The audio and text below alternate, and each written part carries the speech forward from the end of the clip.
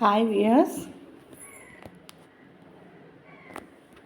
ఇప్పుడు మనం సాఫ్ట్గా చపాతీలు ఎలా చేయాలో చూద్దామండి. కొంచెం గోధుమ పిండి తీసుకొని దానిలో కొంచెం జీలకర్ర, వాము, నేను కొంచెం నువ్వులు కూడా వేస్తానండి. పిల్లలు కొంచెం ఐరన్ ఫుడ్ కదా, నువ్వులు, జీలకర్ర, వాము వేసి పిండిలోనే కలిపి సాల్ట్ వేసి బాగా కలిపియాలండి.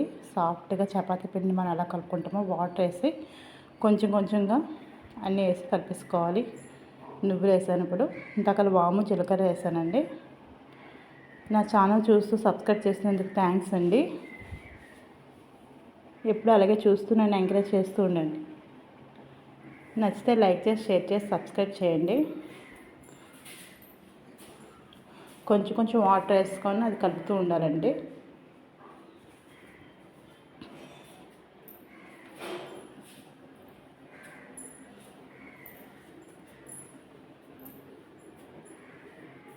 ఒకేసారి ముందు వాటర్ వేసుకోకూడదండి. గోధుమ పిండికి కొంచెం కొంచెం వాటర్ వేసుకొని కలుపుకోవాలి. ఒకేసారి వాటర్ వేస్తే చపాతీలు బాగా కొంచెం కొంచెం వాటర్ వేసి కలుపుకుంటే చాలా బాగుంటుంది.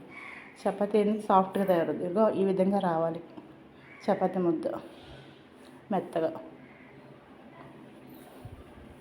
దాన్ని బాల్స్గా చేసుకొని మనం చపాతీలు చేసుకొని కాల్చుకుంటే చాలా బాగుంటాయండి. అంతే, సాఫ్ట్ చపాతీ. మనం నూనె వేసి కాల్చుకుంటే చపాతీలా ఉంటుంది, నూనె వేయకుండా కాల్చుకుంటే రోటీ అండి. అంతే, చుక్క రొట్టె అంటారు కదా, అదే. ఎలా కాల్చుకుని మన ఇష్టమే.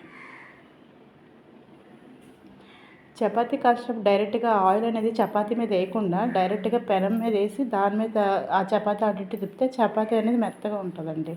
Thank you.